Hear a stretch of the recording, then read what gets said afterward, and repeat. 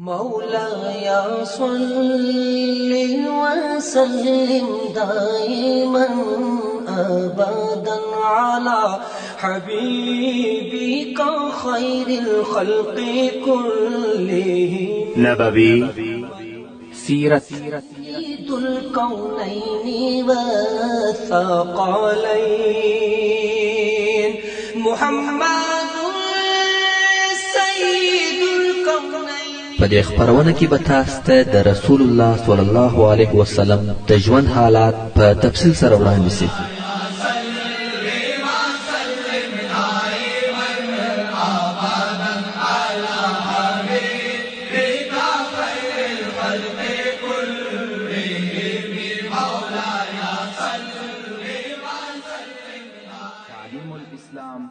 أعوذ بالله من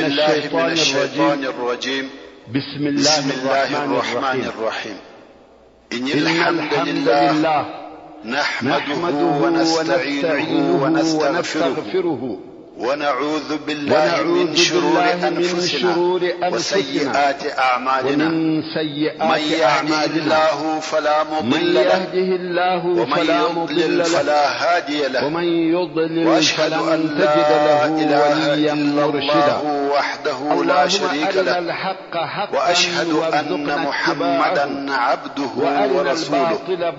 صلى الله عليه وآله وصحبه وسلم تسليما كثيرا. أما بعد، أسماء رضي الله تعالى عنها واي كم وقت رسول الله صلى الله عليه وآله وسلم چې په دغه وختو کې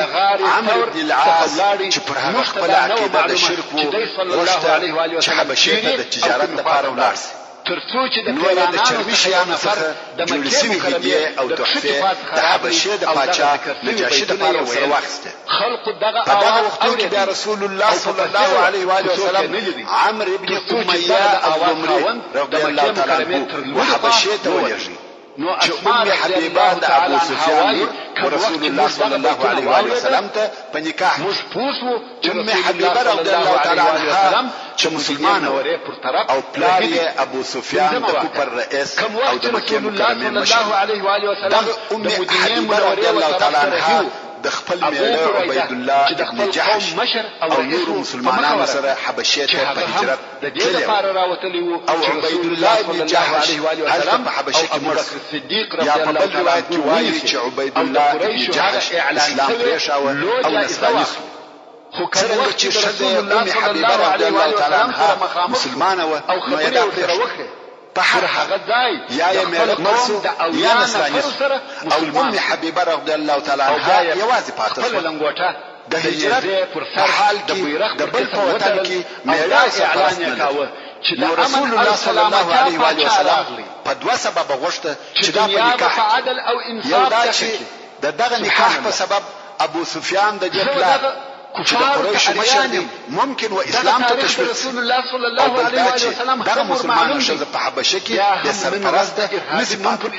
نو رسول الله صلی الله علیه و وسلم دغه عمرو بن امیه الضمري رضی الله تعالی عنه حبشه ته ولېږي چې ام حبیبه رضی الله تعالی عنها ورسول الله صلی الله علیه و وسلم په نکاح. نو عمرو بن امیه او عمرو بن العاص په یو وخت کې حبشه ته ورسېدل. عمرو بن العاص چې د رسول الله صلی الله علیه و وسلم قاصد په حبشه کې ونیوی نو یې په زړه کې دا فکر پیدا شو چې عمرو بن امیه رضی الله تعالی عنه اسیر ونیسي او مکې مکرمې ته ورسره بوځي.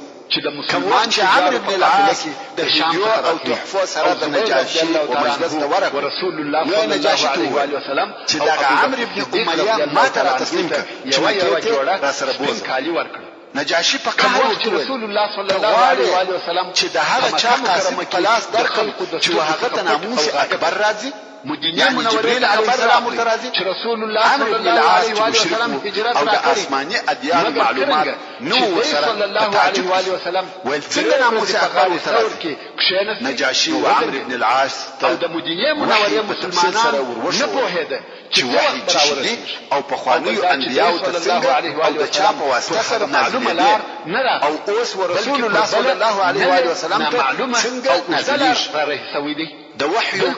انبیاء علیهم السلام په باره کې دونه تفصیل او معلومات ورکړه چې د عمرو بن العاص اسلام خوښ شو او مسلمان ابن عمر رضی الله تعالی عنه متوجه هر ورځ د عمرو بن العاص اسلام یا مسلمانیت رسول الله صلی الله د علیه و حبشې سلم پاچا د نجاشي په واسطه و دا د الهي دې لپاره قدرت دی چې د رسول الله صلی الله علیه و آله وسلم مقام او درجه بلکې د اهل مکه او قریش څخه یو نفر د یو حبشي په واسطه ایمان راوړي او مسلمانېږي صلی الله علیه و آله وسلم دا د عمرو بن العاص په زړه کې الله تعالی د اسلام راوړلو راوتلو کې او بیا چې عمرو بن العاص رضی الله تعالی عنه مکه مکرمه ته لاړ صلی الله علیه وسلم مدینه منوره ته هجرت وکړ او د رسول الله صلی الله علیه و آله وسلم سره بیعت مدینه چې منوره دغه واقعیت تفصیل او ورسته کې په خپل وخت درته بیان د صلی چې د الله عمرو علیه بن و العاص آله رضی الله تعالی عنه هجرت او بیعت د مکه مکرمه تر فتح د مخه دغه راوتلو او ام حبیبه بنت ابي سفيان هم روحي تاثیر چې کم وخت د رسول الله صلی الله علیه و آله وسلم د طرفه مرکه وسوه ځکه د ټول په دغه نکاح کې د دې وکیل رسول الله صلی الله علیه و آله وسلم چې نوم یې خالد ابن سعید ابن العاص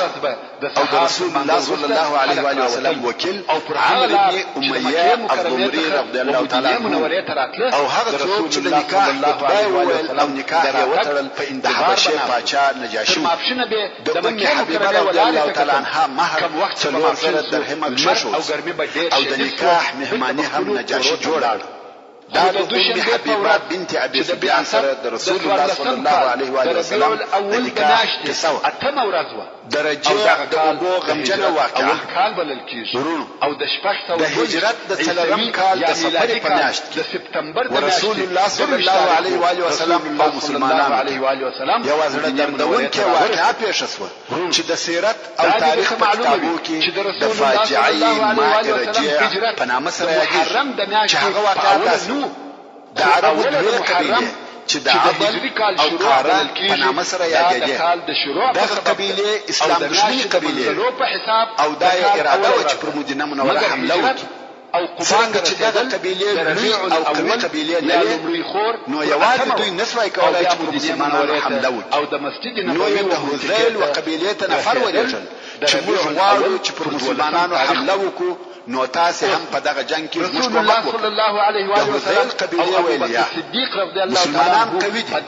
دوی زموږ مشر او سردار خالد ابن سفیان زموږ په مابین کې ووژل موږ حمله نه رسول الله صلی الله علیه و آله وسلم مسلمانانو په تاسو حمله وکړه هغه چې د موږ تاسو کومک کوو او ګرمي شدیده اسمه د عضل او قاره قبیلې نشي کولای چې یوازې دوی پر مسلمانانو حمله وکړي مګر هلته بیا د هذیل قبیلې وعده ورسره کړې ده که مسلمانانو حمله در باندې وکړه موږ مقاومت نو اوس د عضل او قاره د قبیلو افراد داسې کارونه کوي چې مسلمانان مجبور کړي چې دوی حمله وکړي نور خلق هم په څو نفر رسول الله صلی الله علیه و آله وسلم ته ولېږل دغه ډلې په ښکاره سره ایمان راوړي او هلته په مدینه منوره کې د مسلمانانو سره ژوند کوي رسول الله صلی الله علیه و آله وسلم او په ظاهر مسلمانان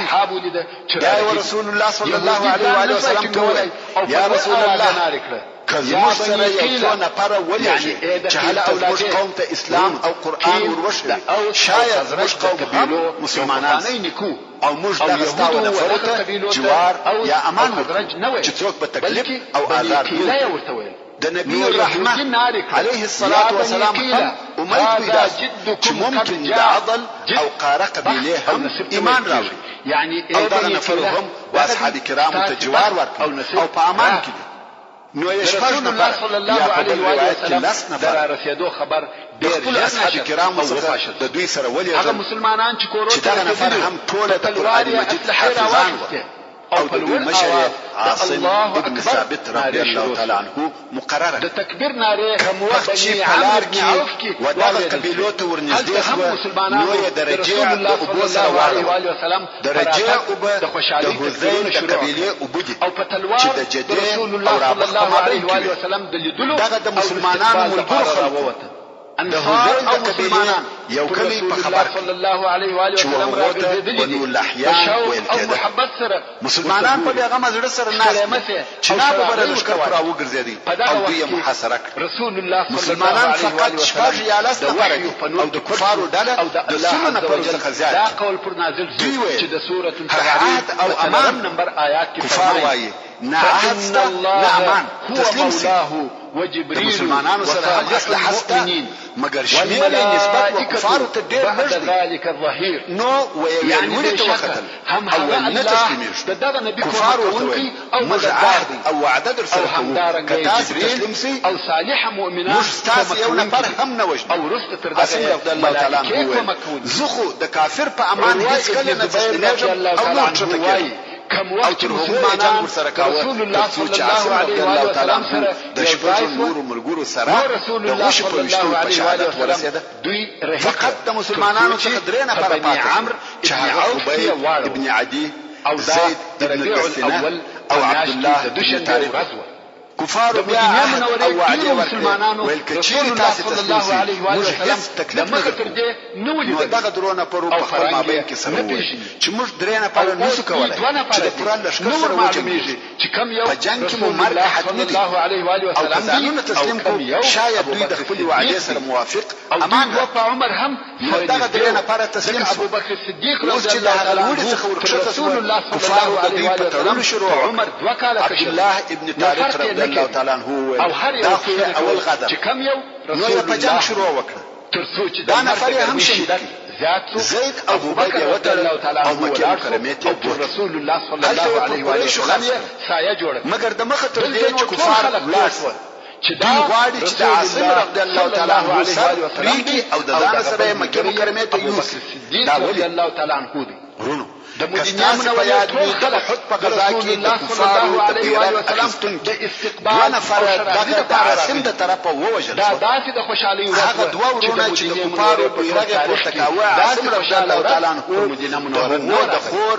سلافه فرمانان ووجه رسول الله صلی الله علیه و آله وسلم را هر چا د عاصم سر راوړي چې زما سره د پړی کې به شراب وشم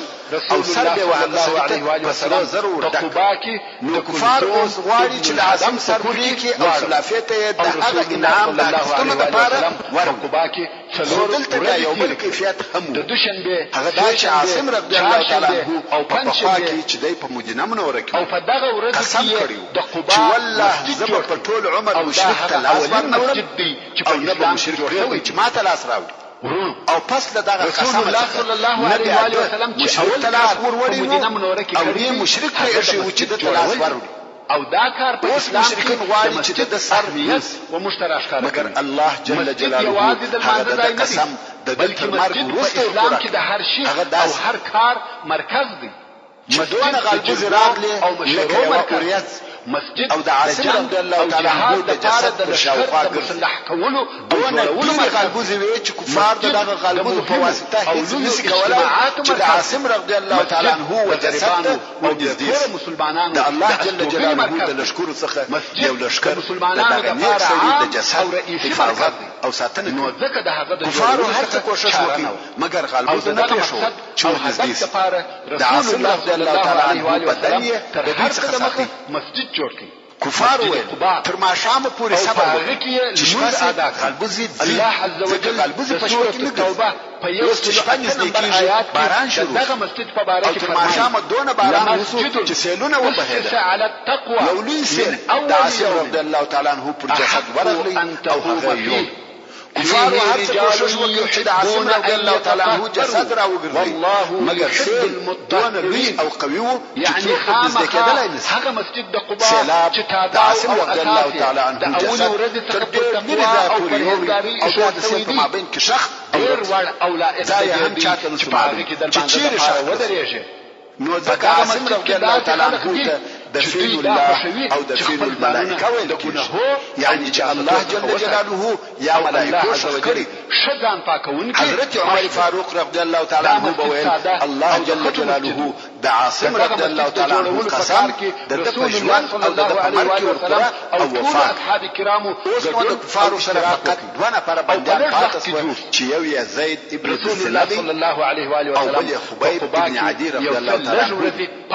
دغه دوه یې مکه مکرمه ته چهارشنبه او هلته پر قریش خرڅ خلق زید ابن دسنه رسول الله صلی الله علیه و آله وسلم صفوان ابن امیه رسول الله صلی الله علیه و آله وسلم هغه چې په بدر کې وجل سوی په بدل کې ووجل او د وجلو د پاره تر حرام د باندې تنعیم ته بوت د هغه مهاجر زید رضی الله تعالی عنہ د وجلو ورنندارې ته ابو سفیان د قریش رئیس وطن رسول الله صلی الله علیه و وسلم رضی الله تعالی عنہ توای یا زید په دې راضی چې محمد صلی الله علیه و آله وسلم صلی الله علیه و سلم ما ماګوي حال ولې او هغه ستا په ځای وجل سوی وای او تر سره زید رضی الله تعالی عنہ رسول الله صلی الله علیه و آله وسلم نه د خوښ الله عز وجل راضی چې محمد صلی الله علیه و آله وسلم ابو بکر الصدیق رضی الله تعالی عنہ خپل ځای چې علیه الصلاۃ والسلام حل مدینه منوره طرف او زخلاص بلار کې یعنی د ځان په مرګ خوښ یم نه دا چې پر رسول الله صلی الله علیه و آله وسلم د جمعې منځ کاوه ابو سفیان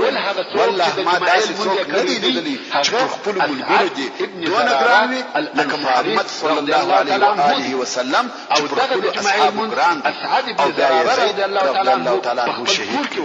مگر خدای جمعې عجل رضی الله تعالی عنہ د حارث زامن راځوي ځکه حارث د بدر په ورځ علماء وايي رضی الله تعالی عنہ د طرفه وجل شوی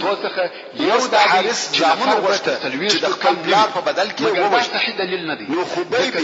د دوی د آزاد سوي منځ په کور کې بندي چې په ورسته کې ووجه کوم وخت چې خبیب رضی الله تعالی عنہ په دغه کور کې بندي هغه مجبور چې ودته بیا خاړه راوړه بیا په ورسته کې مسلمان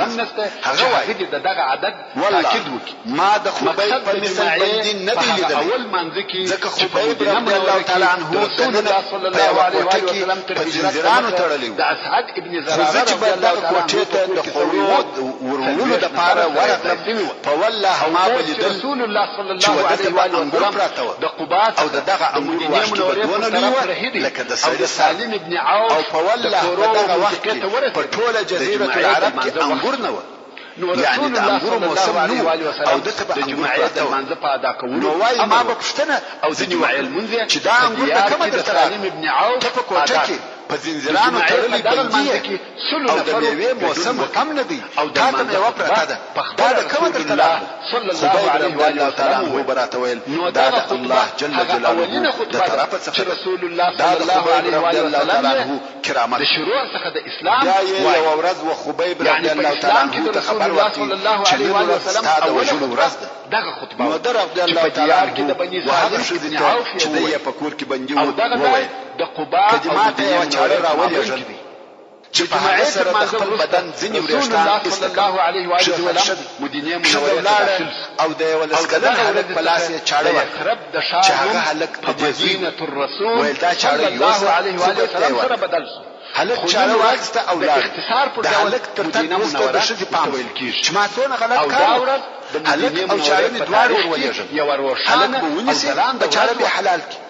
په دغه ورځ چې رسول الله صلی الله علیه و سلم مدینه منوره ته داخلي دی د مدینه منوره د مخه خبیب رضی الله تعالی عنہ ته ورسېدلې دي او چاره ورته ویل خبیب رضی الله تعالی عنہ او سوز می تاسو رسول الله صلی الله علیه و سلم په آیا ستا مور د غدر او خیانت په غدر ده او لوړ اواز سره ویل د هلک څخه چاړه واخیسته او هلک یې ځان سره کښېناوه او د کوچنیانو پر قسم لوبي او محبت شکر علینا په دغه وخت کې د هلک مور پس غستا ورسېده او دا حال یې ولیدي چې زوی یې د خبیب رضی الله تعالی عنہ پر زنګانه ناست تشرفت المدینه او د خبیب مرحبا کی چاړه کولای شي چې دغه اوس هلک ووجني او د ځان انتقام واخلي نو د شبه څخه یو لو چغه وسوه خبیب رضی الله تعالی عنہ ورته ویل وبېرېده چې زه به ووجنم زموږ مسلمانانو غدر عادت نه دی واخله زوی دی بوس بیا نو د خبیب رضی الله تعالی عنہ د وژنې دپاره ټول قریش وتنعیم ته ورووته دلته نو خبیب رضی الله تعالی عنہ ورته وویل که مو خوښه وي او دونه مې پرېږدي چې 2 رکعاته لمونځ وکړم. کفار ویل ویک خبیب رضی الله تعالی عنه هغه اول سړی دی چې د اعدام په وخت کې د لمونځ کولو طریقه کېښوله او رسول الله صلی الله علیه و آله وسلم چې دغه د لمونځ کول واورېده دغه عمل یې رد نه کړ او په اسلام کې دغه د اعدام په وخت کې د لمونځ کولو طریقه پاتې شوه او په وروسته کې هم ډیرو مسلمانانو دغه لمونځ کړی دغه اوس چې د اعدام یا قصاص په وخت کې 2 رکعاته لمونځ کېږي دا هغه د خبیب رضی الله تعالی عنه طریقه او متابعت دی. کوم وخت چې خبیب رضی الله تعالی عنه د لمانځه څخه فارغ شو نو یې وویل په والله که دا بیره نه وای را سره چې تاسې به وایاست بې غیرته او د مرګ څخه وبېرېدئ ما به دغه لمونځ نور هم اوږد کړی وای مګر ستاسې د دغه خبرې په سبب مې لمونځ کوتاه کړي. تر لمانځه وروسته یې خبیب رضی الله تعالی عنه پر صلیب وځړه او د ده په وهلو یې شروع وکړه. په یوه وار یې نه وژني بلکې کرار یې په تور وهي. خبیب رضی الله تعالی عنه و کفارو ته په شراو شروع وکړه ویل اللهم احصهم عددا واقتلهم بددا ولا تبق منهم احدا. د ابو سفیان سره خپل زوی معاویه ورسره و زوی یې پر ځمکه غار کړي او ابو سفیان په خپله هم پر ځمکه پرېوتی ځکه د مشرکانو دا عقیده وه که یو چاته شرا کېږي او هغه څوک ځان پر ځمکه واچوي هغه شرا نه ورسېږي نو ځکه دوی خپل ځانونه پر ځمکه واچول. بیا نو خبیب رضی الله تعالی عنه وویل الهي موږ ستا د نبي رسالت ورسوه موږ تلو چې ستا دین و خلقو ته ورسوو او هغو پر موږ ظلم وکړي او په دغه ډول مو وژني. الهي زما سلام ستا و نبي صلی الله علیه و آله وسلم ته ورسوه او بیا نو ووژل شو. په دغه وخت کې رسول الله صلی الله علیه و آله وسلم په مدینه منوره کې د خپلو اصحابو سره ناست و او ویې فرمایل لا حول ولا قوة الا بالله. صحابه کرام پوښتنه ځینې وکړه چې څه پېښه ده یا رسول الله. رسول الله صلی الله علیه و آله وسلم وفرمایل دا جبریل و چې د خبیب د وژلو خبر یې راته راوړي. دا د خبیب ابن عدي رضی الله تعالی عنه درجه او مقام چې جبریل علیه السلام د اسمانه څخه ځمکې ته راځي او د خبیب رضی الله تعالی عنه د وژل کېدو خبر ورسول الله صلی الله علیه و آله وسلم ته راوړي. د بئر معونه فاجعه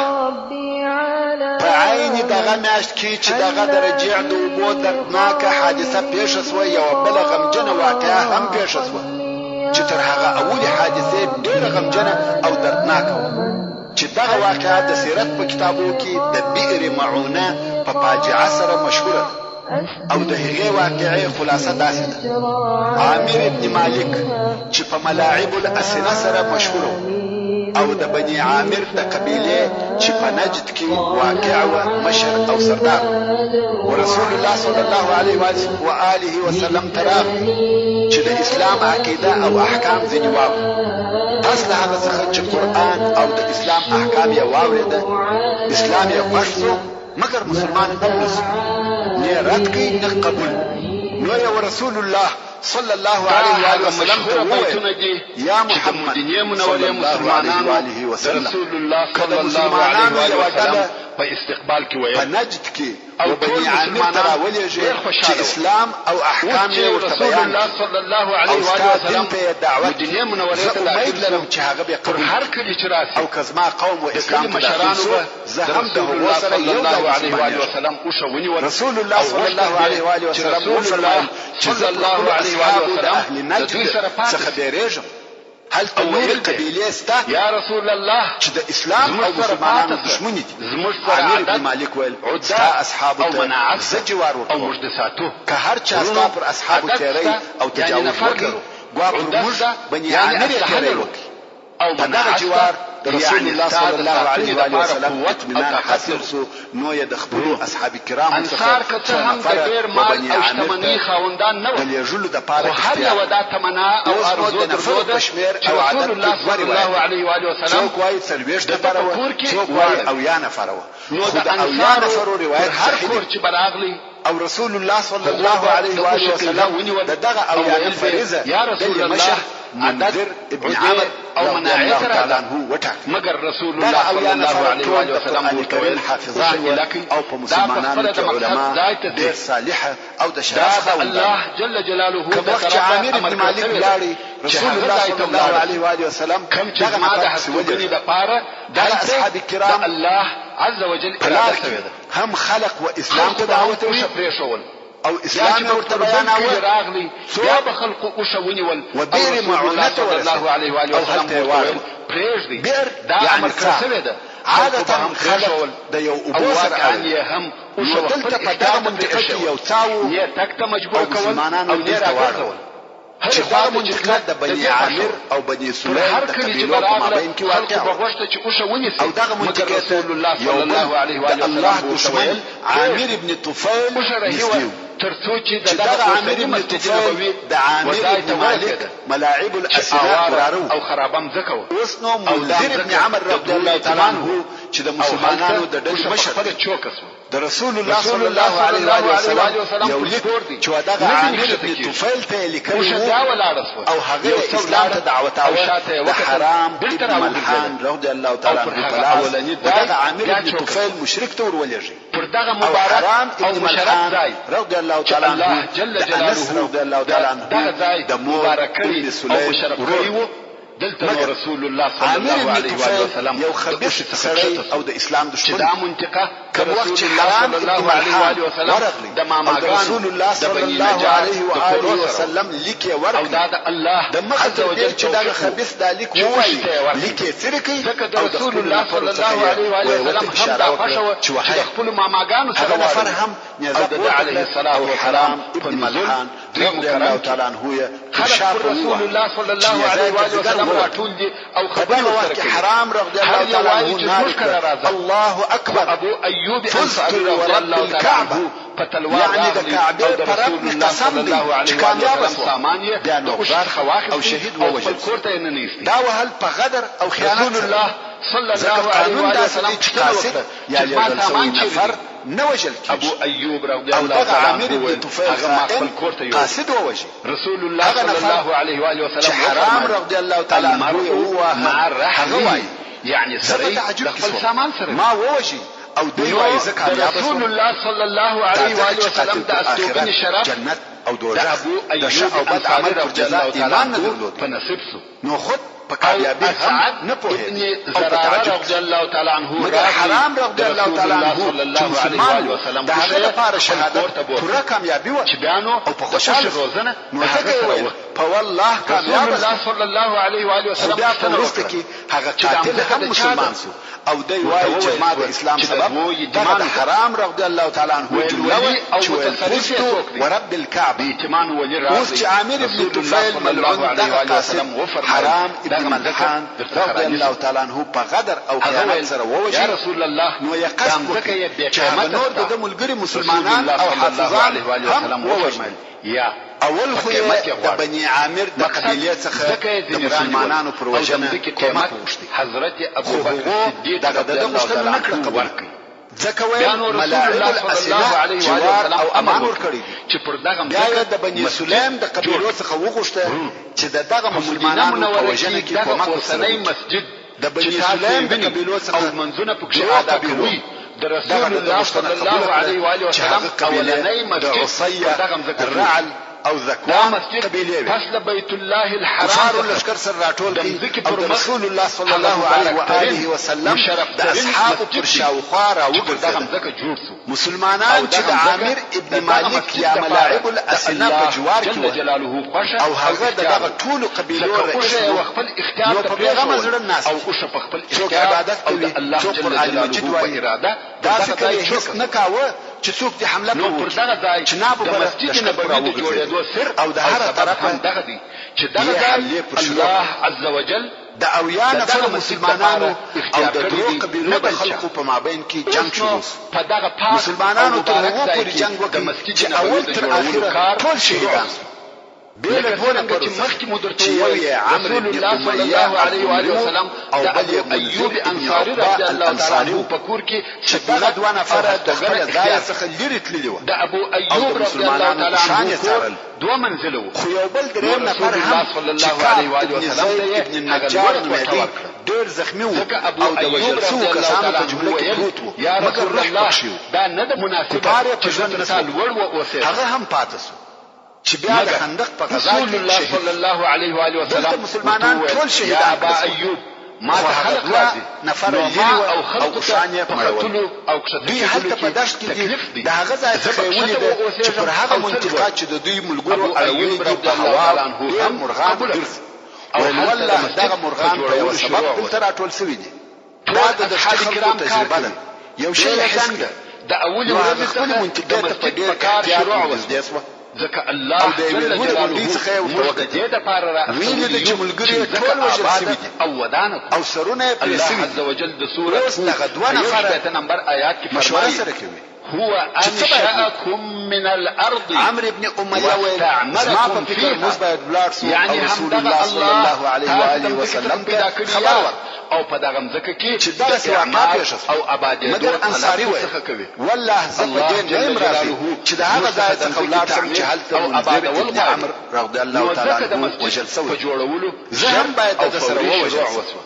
نو یې په دواړو کفارو حمله وکړه. صحابه کرام انصاري هم شهید کړل سو کولو د پاره او عمرو بن امیه یې ژوندی اللهم لا اوس عيش نو عمرو بن الا امیه عيش د کفارو په الاخره لاس کې بندي شو. فاغفر او عامر بن طفیل د ځان سره للمهاجره بوت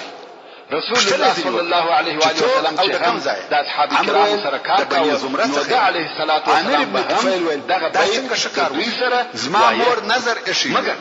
چې د بني زمره څخه به یو مریی آزادوي اللهم لا عيش الا عيش الاخره فاغفر للمهاجرين او د عامر مور دغه سخت او مشکل نظر رسول الله صلی الله علیه و آله وسلم شعر نوایا د عامر رضی الله تعالی عنه په کولو سره ادا کیږي نو عامر ابن طفیل وایي زه د دې لپاره یې کوم چې زما د مور نظر ادا ينبغي له نو یې د عمرو ابن امیه سر ذکر چې دا په هغه وخت کې د مریدوب محمد صلی الله علیه و آله وسلم عمرو ابن امیه رضی الله تعالی عنه په ظاهر او غمجن زړه د مدینې منورې پر طرف كم وقت رسول الله صلى الله عليه وآله وسلم خبرونه ورسره چې شعر وایي د رسول الله صلی الله علیه و آله وسلم د اویا نفر هغه اصحاب کرامو چې په مسلمانانو کې د ډېر فضیلت خاوندان او د قران مجید حافظان وو د شهادت خبر ورسره حتی هغه شعرونه چې د صلی الله علیه و آله وسلم په وخت جن ورځ ور په یاد و په خلقو کې مشهور کې اویا نفر مسلمانان په مخامخ جنگ کې ووژل سلام نه ویل مگر دلته اویا نفر په غدر او خیانت ووژل د شعر د وزن په واو عمرو ابن امیه یا خبره به دې جوړه ته رهدي ملاک د مسجد په کار کې چې به مسلمانانو شعر وایي د علیه لو مسله جوړه هم چې لږ وروسته دغه قصه ته بیان ژبه به د شعر د طرفه د دعا او د بیر معونه سره د رسول الله صلی الله علیه و آله وسلم رسول الله صلی الله علیه و آله وسلم غدر او خیانت سره شهیدان کړل په خپل هم کار وکړ دغه څخه چې دوی د جنگ تیاری او آمادګي ولري یا د خبر ورکړل سي دوی د ملاعب الاسنه په جوار کې په یو ناګهاني ډول سره لشکر راوګرځي علیه و آله وسلم کار کوي او نجد او غطفان کې د بني عامر په قبیلو کې ووژل خلق به یوایه دا خبر وملاعب الاسنه هغه چې د بني عامر د قبیلو رئیس او سردار ورسید هغه ډېر په قهر څونه کار چې خلقو کاوه چې هغه کسان څنګه وژل کیږي چې ما جوار ورکړی وو ما جوار ورکړی او عامر ابن طفیل ووژل نو په ډېر قهر د عامر ابن طفیل حال کې یو عجبه پیشګویي هلته چې ورغلی بل پښتنې حمله پر صلی الله علیه و آله وسلم وجوه عامر ابن طفیل زخمی شو مگر مړ نسو بیا قوم په مابین کې ورولوېدي او دوی یې سره خلاص رسول خو عامر ابن مالک په دغه واقعه ډېر غمجن و چې څنګه هغه خلک وژل کېږي چې د جوار ورکړی وي او د دغه غم څخه یوه هفته وروسته مړ شهید ووژل کوم وخت چې رسول الله صلی الله علیه و آله وسلم ته د خپلو اویا نفرو اصحاب کرامو د وژل کېدو خبر ورسېدی الانصاري او رضي هغه الله هم تعالى په عنه دغه ظالمانه او وحشیانه طریقه سره وژل شوي دي. ډېر غمجن او خپس همیشه به ژړل. د اصحاب کرامو دونه لوړ ډله او بیا د قرآن مجید حافظان ټوله په یوه وار په غدر او خیانت وژل کېږي. ډېره غمجنه واقعه ده. د احد د غزا ډېر لږ وخت تېر شوی دی او یا نفره هلته شهیدان شول او بیا لس نفره د بني لحیان د طرفه لږ ورځې د مخه ووژل شول. او یا نفره په نجد کې بې له جنګه په غدر او خیانت سره ووژل شول. او ټوله هم د قرآن کریم حافظان وو. دا ډېر لوی غم او دردونکې فاجعه وه. نو خود رسول الله صلی الله علیه و آله وسلم د دغو واقعو په پېښېدو چې ټوله هم په څو ورځو کې پرله پسې پیښې شوې ډېر زیات غمجن غم او پریشاني تر داسې اندازې پر غالبه شوه چې همیشه به یې و دغو قبیلو ته چې په غدر او خیانت سره یې د ده علیه الصلاة والسلام اصحاب وژلي وو شراوې کولې. امام بخاري د انس رضی الله تعالی عنه څخه روایت کوي چې رسول الله صلی الله علیه و آله وسلم ورسول الله صلى الله عليه وسلم ته وهغه قبیلو ته شراوې کولې چې د ده علیه الصلاة والسلام اصحاب یې وژلي وو. موږ د شپې نه غواړو چې کړپۍ جوړ کړو یا حرکت لحیان او عصیه قبیلې وې. نو موضوع چې د عصیه قبیلې د الله او د هغه د رسول نافرماني وکړه. رسول الله صلی الله علیه وسلم هم خپل نبي قرآن نازل او موږ هغه ووایو چې هغه ابو ایوب رضی الله تعالی عنه وایي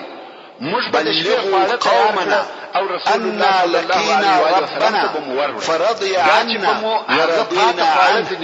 يعني زموږ قوم ته دا حال ورسوي چې موږ د خپل رب سره ملاقات علیه الصلاة والسلام هغه زموږ څخه راضي وو او موږ د هغه څخه راضي وو. دا د هغه شهیدانو قول دی چې په ظلم او خیانت سره وژل شوي وو. او الله عز وجل چې هغه د رضایت پیغام ورسول الله صلی الله علیه و آله وسلم او د هغو وکورنۍ ته په قرآني آیات سره ورسول. رسول الله صلی الله علیه و آله وسلم د دغه آیات په نزول سره هغه د سهار په مانځه کې قنوت ویل یا شرا کول او په وروسته کې دغه آیات منسوخ شو. یعنی خړلو یعنی لفظ په قرآن مجید کې نشته. او زموږ دا عادت وو موږ مخکې وویل چې عمرو ابن امیه الضمري رضی الله تعالی عنه پس د هغه څخه چې د ټول ملګري د عامر ابن طفیل د طرفه په شهادت ورسېدل او بیا د بندیونې وفرمایل. نو عامر ابن طفیل د دې لپاره اله کوي چې د عامر د مور نظر داسې یو سړی یم چې پس له هغه څخه مناجات چې د ده سر یې ور وخراوه. دی د مدینې منورې په طرف په غمجن زړه رهیدي. د مدینې منورې څخه چې راتلی او یا نفره وه او اوس یوازې دی مدینې منورې ته ځي چې رسول الله صلی الله علیه و وسلم د دغه غمجنې واقعې په حال خبر پس له هغه څخه چې ستړی په لار کې د یوې درختې تر سایې لاندې کښېنست. وروسته یو دوه نفره نور هم راغله چې د بني کلاب د قبیلې څخه وو. بني کلاب د بني عامر د قبیلو یو شخص رسول الله صلی الله علیه و دغه سایې لاندې کښېنست. عامر ابن امیه رضی الله تعالی عنه پوښتنه ځینې وکړه چې تاسې څوک یاست؟ رسول الله صلی الله علیه و عامر سره ټول امر هم شخو امانتونه سره شروع کړو. مالکانو اترو هغه دوه نفره بدس وه. د مکې مکرمه عمرو ابن امیه ور ولاړ شو. هغه وویل هر چا امانت عمر رضی الله تعالی عنه په دې خوشاله دی چې ما خو یو څه انتقام واخیست. حال دا چې هغه نفرو د رسول الله صلی الله علیه و آله وسلم د طرفه د جوار او امان عهد او وعده درلوده چې عمرو ابن امیه په دغه عهد نو خبر. نو اوس عمرو ابن امیه رضی الله تعالی عنه داسې دوه نفره وژلي دي چې هغه د رسول الله صلی الله علیه و آله وسلم د طرفه د امان عهد لري. او په قبا کې عمرو رضی الله تعالی عنه مدینې منورې ته ورسېدی او رسول الله صلی الله علیه و آله وسلم د خپلو اولیاء نفرو ملګرو په شهادت خبر کړي او هم یې دغه په لار کې د دوه نفرو د وژلو حال ورته وویل. رسول الله صلی الله علیه و آله وسلم ورته وویل د ده علیه الصلاة والسلام تا داسې دوه نفره وژلي دي چې د هغو سره مکې مکرمې ته ولېږي چې د رسول الله صلی الله علیه و سلم او اوس مجبور چې د هغو دیت وکړو ابن الحارثه نو رسول صلی الله علیه و سلم او د رسول الله صلی الله علیه و سلم قبیله بیت چې د بني عامر یو شاخ دی حال ولېږي چې د رسول الله صلی الله علیه و سلم خبرې کې دغه دوه نفر ووجل فاطمه دای نو خبر چې هغه د رسول الله صلی الله علیه و سلم په جوار کې دي د رسول الله صلی الله علیه و سلم دیت درکم زینب رضی الله تعالی عنها او کفارو دغه فرق د ابي العاص د بني عامر و چې د رسول صلی الله علیه و سلم او یا نفر اصحاب سره د چې د دوی د مشر او رئیس د طرفه څخه د جوار او امان عهد هم درلودي او د رسول الله صلی الله علیه و سلم خیانت سره ووجل هغه رسول الله صلی الله علیه و آله و سلم د غدر جواب په غدر سره نه وایي غدر او خیانت د مسلمانانو د دوی سره عبد الله ابن ابي بكر صلى الله عليه واله وسلم ابو بكر الصديق رضي الله تعالى عنه کورنۍ او خطا وجل سوي دي چې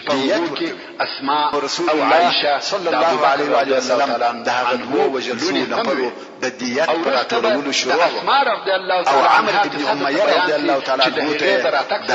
ده د خبرتیا په سبب عفو وکړ په هغه وخت کې په جمع کولو یو واقعه پیښ شوه چې هغه واقعا د بني النضير یا بني نظير د يهودو د غزا سبب وجل نو حضرت عائشه رضی الله تعالی عنها وايي تویل وای چې يهودو په خپل زړه او اسلام او مسلمانانو ته سره اشاره مګر څنګه چې دوی د جنگ او مقابله خلک نه او بلکې د دوی کار د سچو د دوی غدر او خیانت د مسلمانانو سره حسد او دشمنی کوي او دغه دشمنی د لپاره قسم چمونه او حیله استعمال علیه و آله وسلم تبارک مسلمانانو ته تحریف او آزار ورورسي نو رسول الله صلی الله علیه و آله وسلم سره دې چې د يهود او مسلمانانو په مابین کې لکه مخه چې بیان شو محبت د مکیکاری او وعده محبت خودی د خپل خیانتو او د سقوط او مانخي برکت واچوي پس له هغه څخه چې د بني قینقاع يهود وشړل شو په جحفه کې یو ابن الاشرف يهودي ووجل نو نور يهود صلی الله علیه و سلم د ژوند شدت د یوې مکانه دښمنی یو څه آرام مګر د احد جنگ وروسته ویل کیږي بیا زړه په ننوت او دغه جرأت پیدا د دښمنی او خیانتونه یې ښکاره سره کول د دیني منورې د منافقینو د رسول الله صلی الله علیه و سلم په پټه ارتباطونه نیول د واقعات په ګټه او د مسلمانانو په ضرر یې کارونه کول ضرورت وینم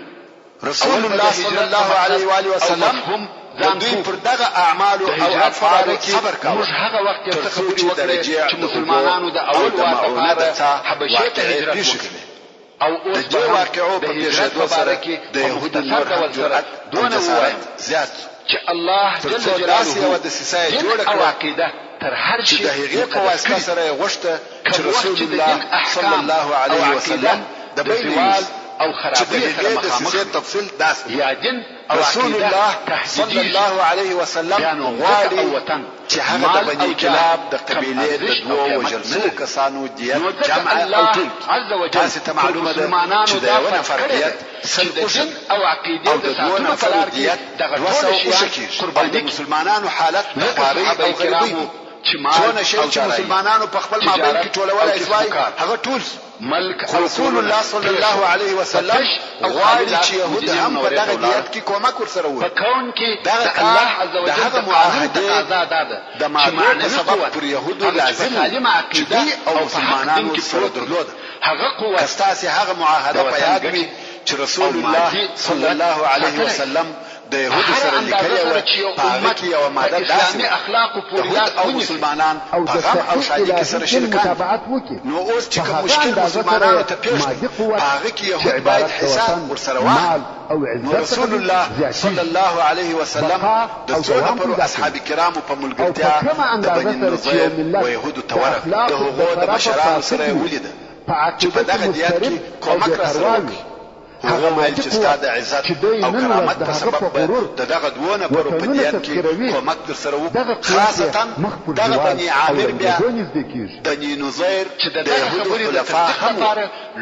نو د بني نظير يهود ویل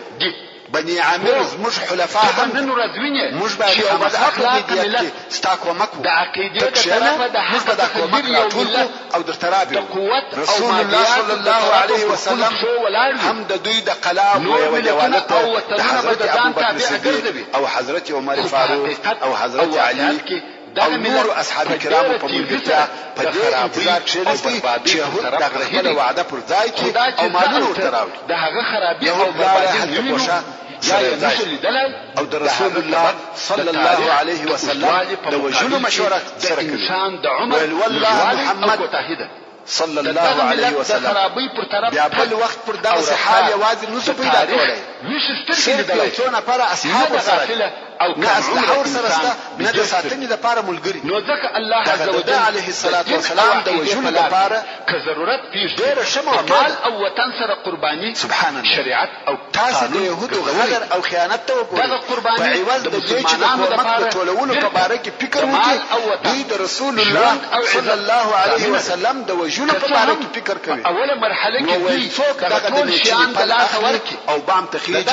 هغه ځای څخه د رسول الله صلی الله علیه وسلم پر سر ورکړل کوي د رسول الله صلی الله علیه وسلم هجرت چې عمرو ابن جحاش او ابن کعب نوم دی هغه زړه سره د وطن ابن مشکم او ضایع کول دا کار مالونه او کورونه پېښو هغه د غستاش په اصلاح او اراده خبرېږي او دا کار د هغه وعده ماتېدل چې موږ او د په مابین هجرت د وچا د سلام ابن مشکم پر خبره غوږ ونیوي او د خپل نقشې د عملي کولو اراده یې وکړه د هغه نو عمرو بن جحاش يهودي د لچنې پل واخیستی او بام ته وختي غواړي چې دغه پل د رسول الله صلی الله علیه وسلم پر سر وروغورځوي هغه کسان چې مسلمانانو رسول الله صلی الله علیه وسلم او د رسول الله صلی الله علیه وسلم د وجلو جبرئیل علیه السلام راغی اوس په هیڅ او د يهودو په دغه چم او خیانت خبر کوي رسول الله صلی الله علیه وسلم په ډېر آرامي د خپل ځای څخه ولاړ او په سړک باندې بیان کوم وچاته څه اوله نقطه صحابه کرام راشي چې مستد رسول الله صلی الله علیه وسلم د هجرت ضرورت لپاره ځکه دا چې رسول الله صلی الله علیه وسلم او د رسول الله صلی الله علیه وسلم دراتب انتظار کوي ابوبکر صدیق رضی الله تعالی عنه اختیار کړي چې رسول الله صلی الله علیه وسلم د ضرورت لپاره او بیرته راځي نو علماء کرام اصحاب پیښو د دې څخه د رسول الله صلی الله علیه وسلم د رسول الله صدیق رضی الله تعالی عنه سره رسول الله صلی الله علیه وسلم مخ پر مدینه منوره الله تعالی عنه ترڅو رسول الله ورسول الله اصحاب کرام الله علیه وسلم ته ورنږدې بلار کې رسول الله صلی الله علیه وسلم څخه هم یا رسول الله تعالی عنه ترى خلافت او مش پتا ولایت رسول الله صلی الله علیه وسلم دوی د یهودو او اراده خبر مثلا وخت مدینه منوره ته ورسېد رسول الله صلی الله علیه وسلم محمد ابن مسلمه رضی الله تعالی عنه ابو بکر رضی الله تعالی عنه خلیفہ وګرځاو چې دوی ته وایي او پر دې تاکید کاوه رسول الله صلی الله علیه وسلم فرمایي د مدینه منوره څخه وځي دلته به نه وځي او بل تاسو په ته هغه صحیح حدیث کې چې رسول الله صلی الله علیه وسلم فرمایي هر یو کما د ځان د پاره خلیل پیدا کولای نو ابو بکر بن ځان خلیل بل چاره رواه مسلم خپل بار او واقعا هم الله چې د مدینه منورې څخه وځي خپل احسان سره دغه وخت کې عبد الله ابن ابي ابن سلول نفر ورولېږي او لا چې تاسو ورڅولې ثابت ابو بکر رضی الله تعالی عنه رسول الله صلی الله علیه وسلم په ملګرتیا کې محترم ورور صدق او اخلاص یو نمونه او مثال وو ان شاء الله تعالى رسول الله صلی الله علیه وسلم په ملګرتیا او د هغه د پاره قربانول موږ ولیدل چې رسول الله صلی الله علیه وسلم ته وویل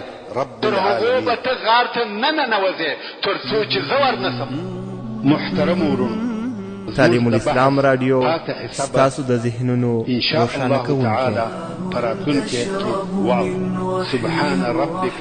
رب العزة عما يصفون وسلام على المرسلين والحمد لله رب العالمين. د اسلام د مبارک دین بشپړ تعلیمات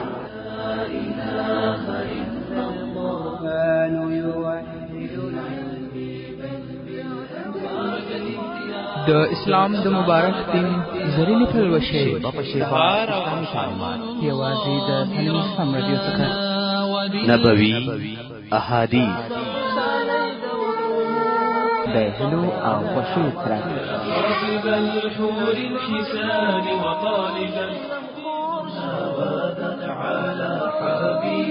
د نبوي سیرت حیات الصحابه عالم الاسلام رادیو په کندهار ښار کې لومړنی شخصي اسلامي رادیو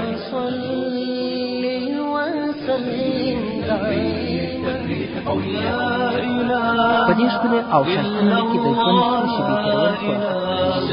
عالم الاسلام رادیو د هیلو او خوښیو سرچینه د کامیابۍ راز د الله جل جلاله په عبادت کې نغښتی دی. زمانہ لري دوام تا بنا